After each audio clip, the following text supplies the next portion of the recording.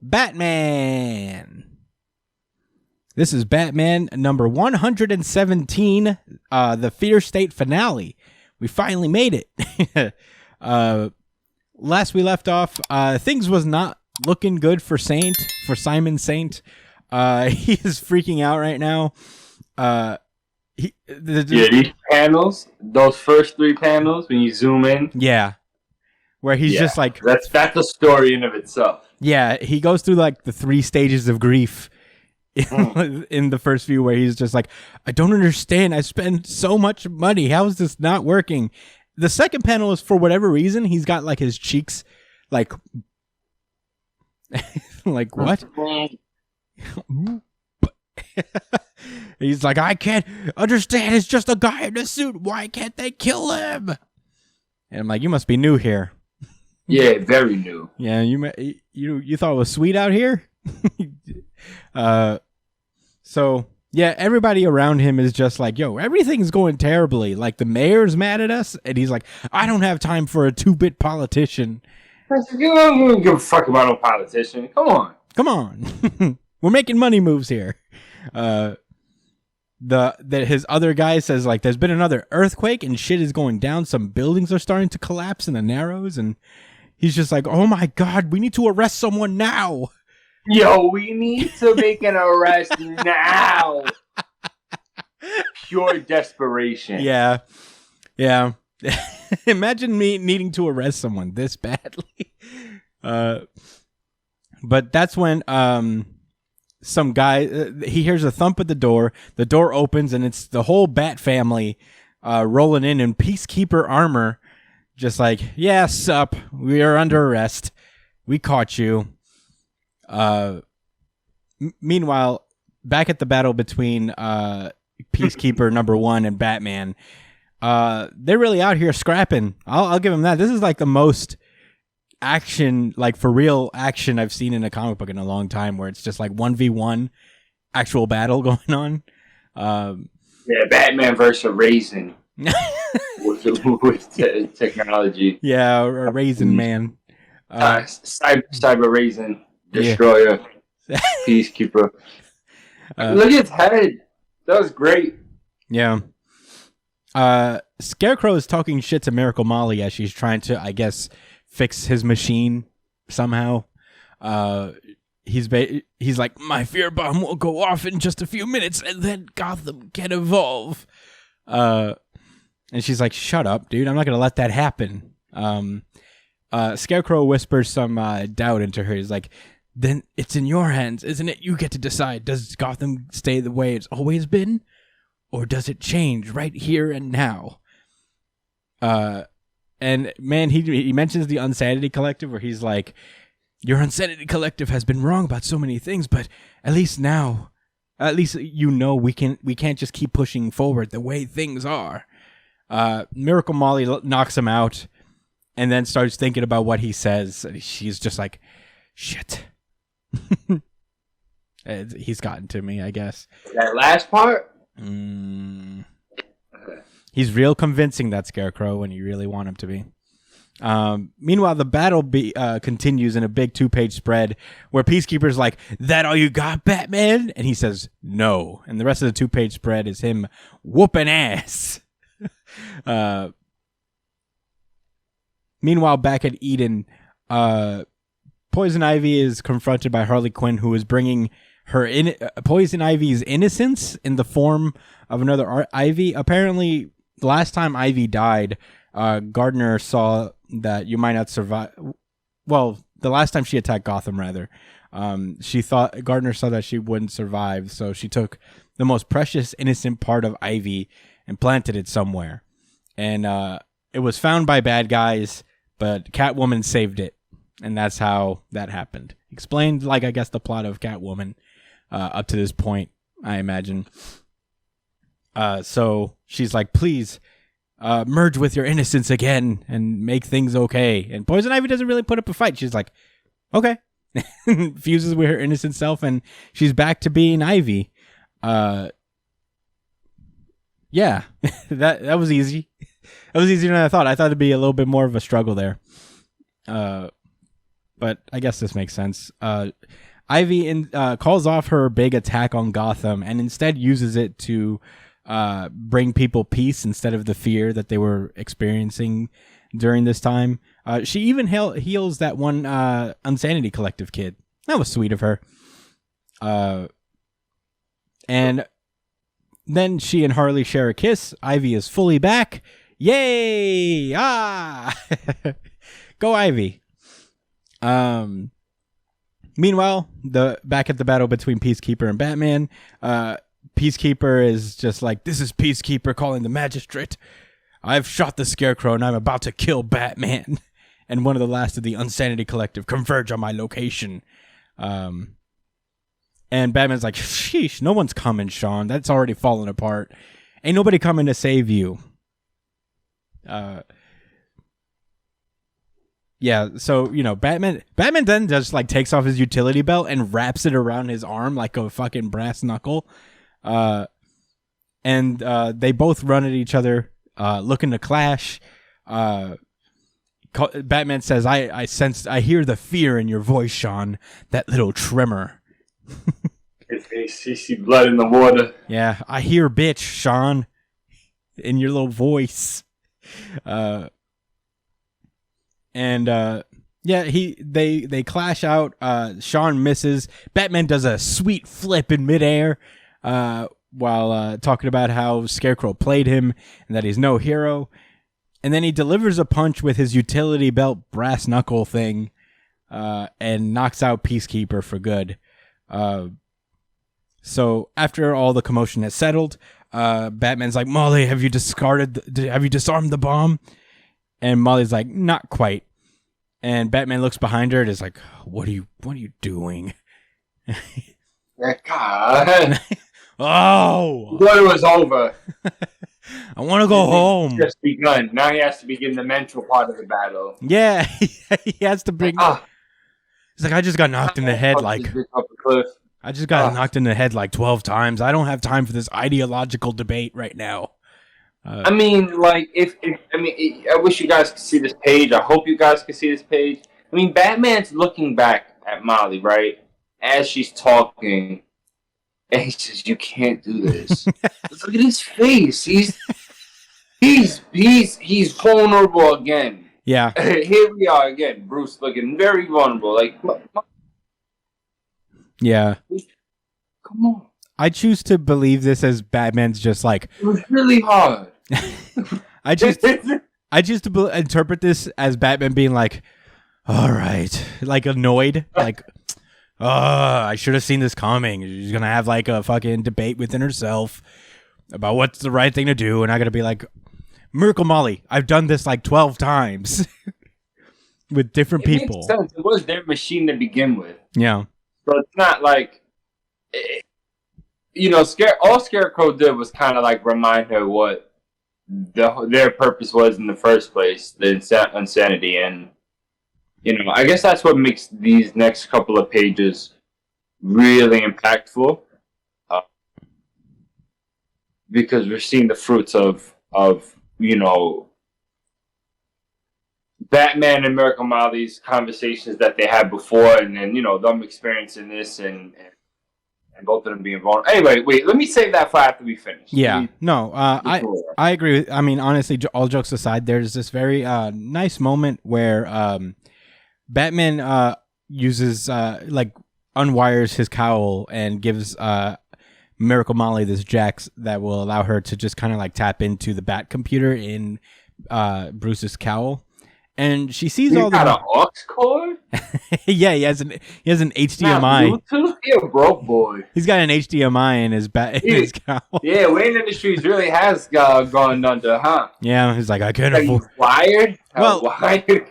Wayne Industries hasn't gone down. He just doesn't get any money from it anymore. His ass has gone down. Yeah. You got an Ethernet cable in there?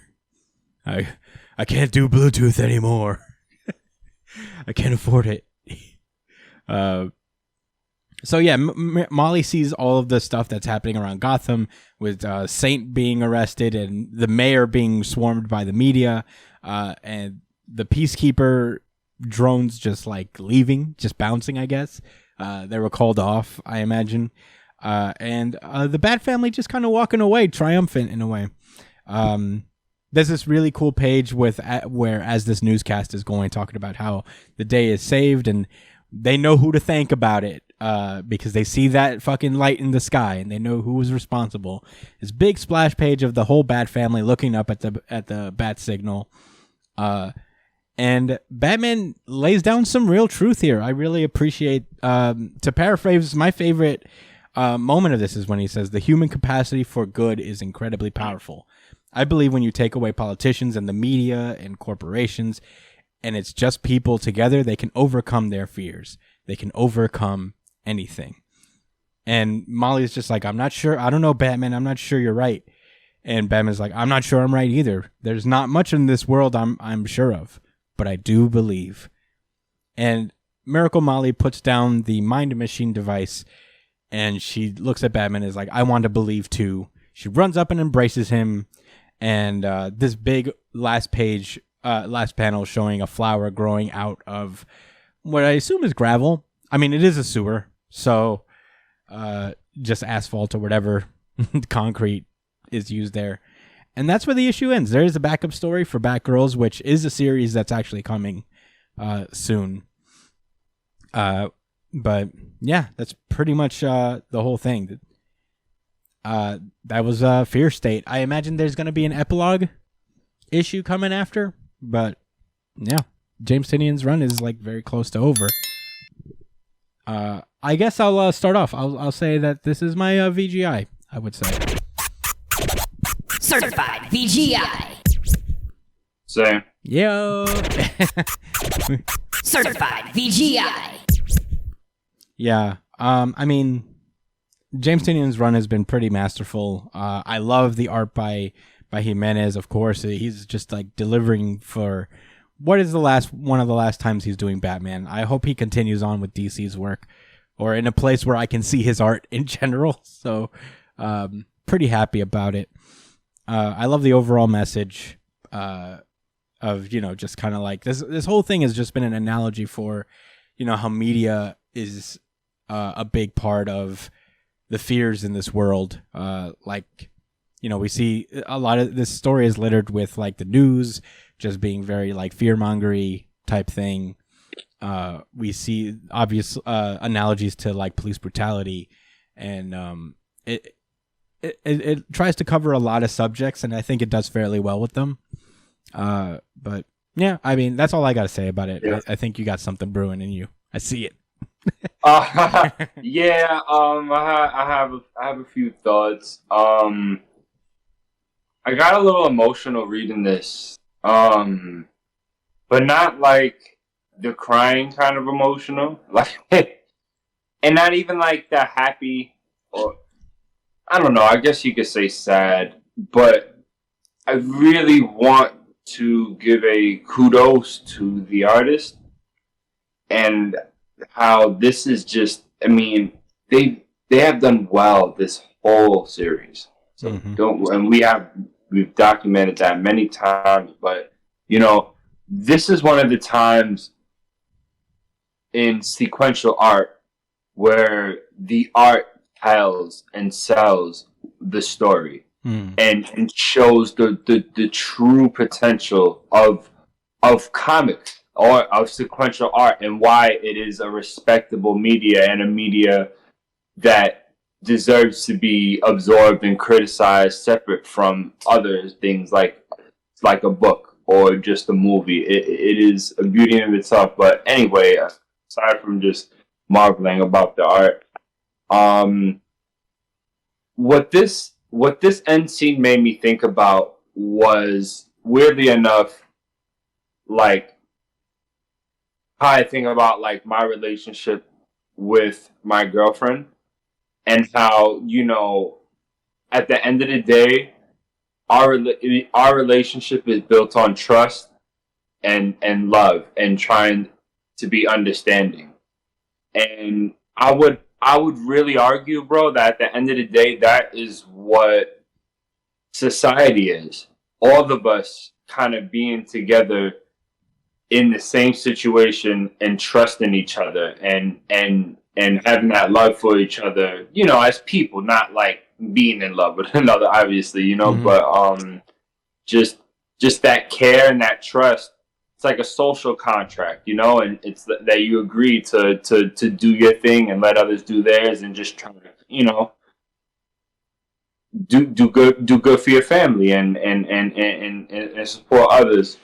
So when Batman says that, you know, the human capacity for good is incredibly powerful, I definitely agree with that, and I think that it's a scientific. I've mentioned this before. I think it's a scientific fact. I think that I do believe in evolution. I do agree with the theory, and part of that tells me that we survived because we were good, you know, because we helped each other. That's what helped us beat lions and mammoths and all of that. Teamwork and you know, putting your mind together towards a goal. So anyway, I'm kind of long-winded with the point, but I'm just bringing out these pages that I think it was really deep. So looking at Miracle Molly, right?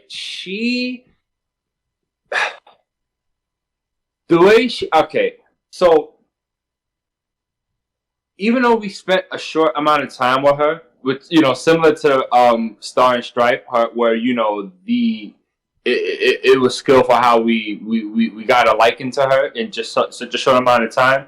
That happened for me with Miracle Molly, literally I always thought she was cool. I liked the way she stood up to Batman and how, you know, her progressive ideas and standing up for you know, the oppressed and all of that. I always dig that, but, you know, she was just kind of this person that championed these beliefs.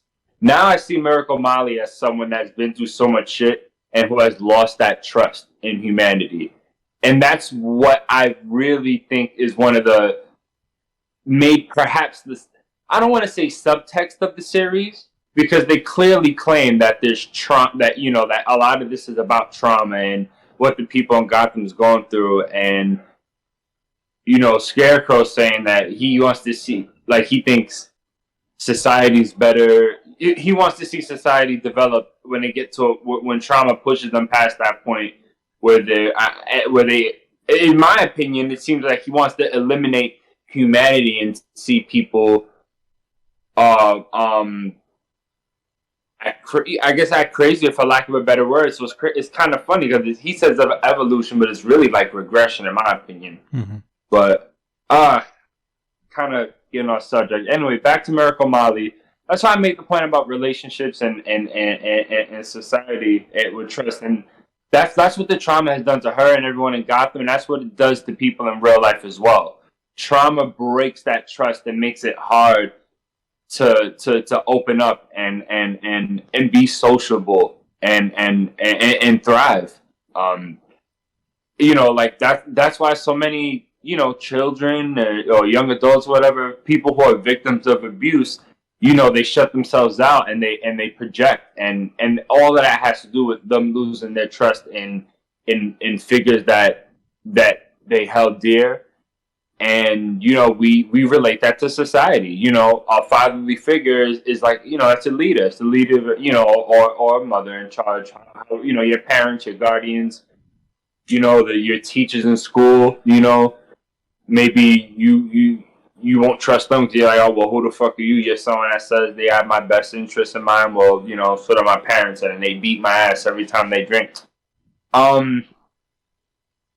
want to cut I'm gonna cut this short because I hope I'm articulating this as well as I can. I just think James Tynion did this really well with this character, especially when you know, with Batman, just telling her like, yo, like, you know, things will be fine even though we don't know for sure what the case is gonna be, and that's the truth, because at the end of the day, you know, we don't know what's going to happen the next day we wake up, bro. We don't even know if the planet will still be here. You feel me? On some real shit. But, you know, all we can do is really kind of try every day and put a little bit of effort towards bettering ourselves and bettering the world altogether. And that's the difference between Batman or Bruce Wayne, who's a millionaire, and even though he's a fictional character, but even though he's someone who has all this money and stuff, he tries. He uses his funds and puts his body on the line to try to better the world the best he feels like he can. He's not perfect. I mean, he's not fucking Clark Kent. There's a literal example to him in his own universe that shows how to do it better. Yeah. And he just, he just can't. So I think that's why this is a very believable, how do I put it, like, interaction here. She respects Bruce. She trusts him because he's proved it with his track record in the past of who Batman is and what he's always done, and through her own eyes and through working with him directly. Mm-hmm. This was earned. This was a relationship that was earned and built, and he can't promise her anything. Same way he can't promise anybody anything. But he can say that as long as there's people like us around, we will make the world better, because we have to believe that. And that's what I got from this. And call it cheesy. I know you wouldn't, obviously, but man, it's just beautiful, and that's the stuff we need. People need to be reminded that, like the little bit of efforts we put in matter, regardless of how fucked up the world really is because of greedy people. Do you have any more thoughts? Yeah, no, I agree with everything. No, I agree with everything you're saying, and I don't want to reiterate any points because I think it was pretty well said. The only thing I'll add is that I think there's this is a story that has a lot of allegories to real life, a lot of comparisons, I guess, to real life. I think what Miracle Molly represents is, I guess, this new generation of kids that's taking up activism and trying to do things their own way. A lot of the Unsanity Collective is young. Miracle Molly being one of them, and I think what she represents is this new generation that is has these great intentions, but can maybe be a little too radical sometimes. And I think a lot of this story is about control and trying to kind of force certain things to happen the way that trying to force the world into being a better place one way or another. And Batman is the representation of the point where it just can't be that way sometimes. Sometimes you just gotta fight tooth and nail every night and dress up like a bat person in order for this to work. And it sucks because there's this prevailing idea that Batman is this kind of out of touch billionaire who would be much better off using his millions of dollars of resources to influxing his community rather than dressing up as a bat. Which he does, by the way. And that's what I was about to say. That's the sad part, is what people don't understand is that he does. He has a whole orphanage. He has orphanages. He has with kids that have beautiful living conditions. You know what I'm saying? He constantly finds underprivileged but brilliant children and gives them jobs in his corporation. And this is outside of his work as Batman. The problem is that whenever Batman tries to do something, Bruce tries to do something in terms of I guess a charity or whatever, there's always some weirdo coming in and bombing it. It sucks. And that's the whole thing, is that Bruce can do all the things he wants, but there's always been crime, and it's aside from the crazy ones that he's technically created, if you want to even say that much. But there's always been mobsters there that was just casually shooting people and whatever. That was stuff that he didn't create. But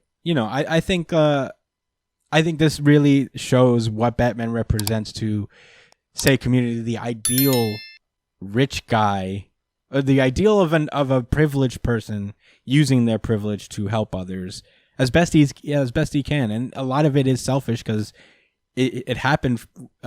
He's doing it as a constant coping mechanism to how his parents died. So there is a bit of selfishness in that, but he does have Gotham in heart. I don't think I would take the ass whoopings he would for my city. It is pretty crazy, the idea. Even if you do have the best technology, he gets his ass whooped. He got beat down by the Peacekeeper this issue.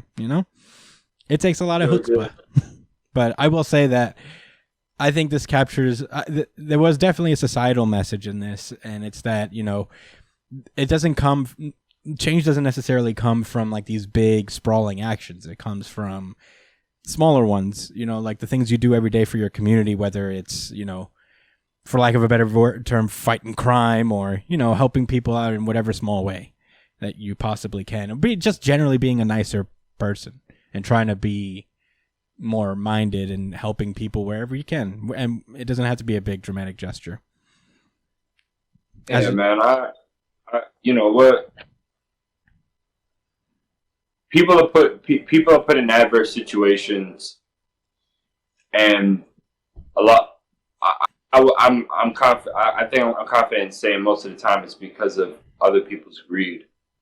And back like you said, Batman said, if you take away the politicians and the media and the corporations, etc., I don't think those things inherently complicate life and make things rougher for people. Of course not. No. It's the corrupt people in those positions that happen to be in those positions of power because of the nature of it. Mm-hmm. It just happens to be. So yeah.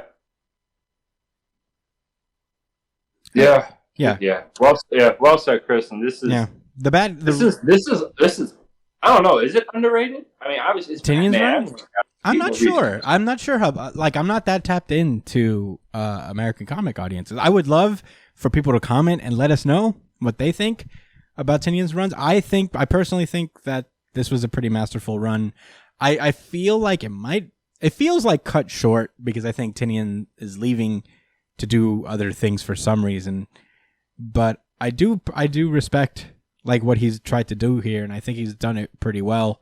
I don't know how people rank this Batman run. I would love to hear it. If you have any opinions on what you think about Tinian's run of Batman, please let us know. Comment, whatever, and we'll read them next time, because I believe the next whatever we see next from Batman will be Tinian's final issue on the run. So please let us know.